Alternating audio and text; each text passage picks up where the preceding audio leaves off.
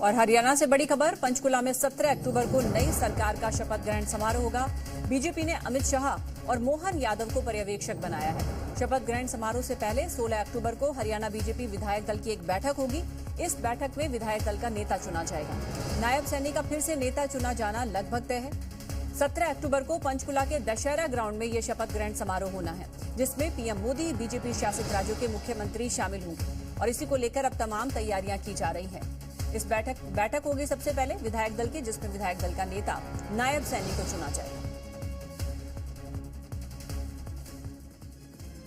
हरियाणा की अगली सरकार का गठन जल्द ही होने जा रहा है। अगले मुख्यमंत्री के तौर पर नायब सिंह सैनी 17 अक्टूबर को शपथ लेंगे।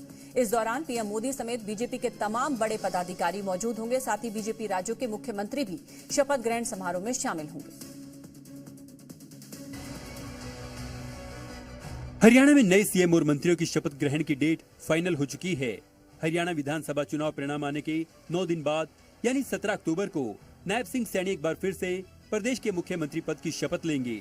17 अक्टूबर को आयोजित भव्य शपथ ग्रहण समारोह में नायब सिंह सैनी दूसरी बार मुख्यमंत्री पद की शपथ लेने जा रहे हैं। सीएम पद के लिए आयोजित शपथ ग्रहण समारोह में पीएम नरेंद्र मोदी भी शामिल होंगे। हरियाणा में बीजेपी की नई सरकार का शपथ ग्रहण समारोह पंचकुला के सेक्टर 5 में होगा। 17 अक्टूबर सुबह 10 बजे दशहरा ग्राउंड में हरियाणा की नई सरकार का शपथ ग्रहण समारोह होगा। पीएम नरेंद्र मोदी समेत बीजेपी के कई वरिष्ठ नेता इस शपथ समारोह में मौजूद रहेंगे। समारोह में बीजेपी शासित राज्यों के कई मुख्यमंत्री भी मौजूद रहेंगे। इसके अलावा कार्यक्रम में केंद्रीय मंत्रियों और बीजेपी के शीर्ष नेतृत्व के साथ साथ पार्टी के वरिष्ठ नेता भी मौजूद रहेंगे। केंद्रीय मंत्री मनोहर लाल ने कहा कि 17 अक्टूबर को पंचकुला में मुख्यमंत्री और अन्य मंत्रियों का शपथ ग्रहण होगा। टेंटेटिव का मोटे रूप से फाइनल है कि 17 तारीख को प्रधानमंत्री जी का नोट हमको मिल गया है, तो 17 तारीख को पंचकुला में और मुख्यमंत्री जी और अन्य जो मंत्रिमंडल के साथी हैं उन सब का शपथ ग्रहण समारोह पंचकुला में होगा। वहीं बीजेपी के प्रदेश अध्यक्ष मोहन लाल बडोली ने भी 17 अक्टूबर को नई सरकार के शपथ समारोह की तारीख पर मुहर लगाई। भव्य प्रोग्राम होगा, बड़ा प्रोग्राम होगा और आज तक के जितने भी शपथ ग्रहण समारोह है उनसे अच्छा भव्य और बड़ा प्रोग्राम ये होएगा। और इसमें देश के लोकप्रिय प्रधानमंत्री नरेंद्र मोदी जी ने हमें समय दिया है आने का, और हम प्रयास करेंगे कि सभी बड़े नेताओं को, केंद्रीय नेताओं को, सभी प्रदेशों के मुख्यमंत्रियों को भी हम निमंत्रण देंगे और एक अच्छा प्रोग्राम हो। अपना पंचकुला में 17 तारीख को 11 बजे का समय रहेगा और बड़ा ग्राउंड है सेक्टर 5 में, उसमें ये प्रोग्राम रहेगा।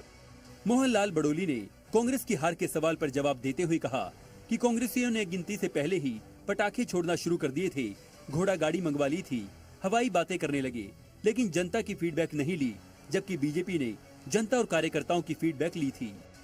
जिस प्रकार की शंकाएं थी और जिस प्रकार से वो झूठी खुशी मनाने का प्रयास उन्होंने किया, ये कांग्रेस के लोगों ने सोचना चाहिए था। गिनती से पहले ही पटाखे चलाने, घोड़े मंगाने, रथ खड़े करने, ये एडवांस तैयारी कर दी और जनता से फीडबैक नहीं लिया। और मैंने 2 दिन पहले, जिस दिन ये सारा आकलन आया, मैंने कहा था 20,629 बूथों से हमने हर बूथ की डिटेल ली है अपने कार्यकर्ताओं से। कार्यकर्ताओं ने हमें फीडबैक दिया है और उस फीडबैक के ऊपर हमारा पूरा विश्वास था। नई सरकार के मुखिया एक बार फिर से नायब सिंह सैनी होंगे।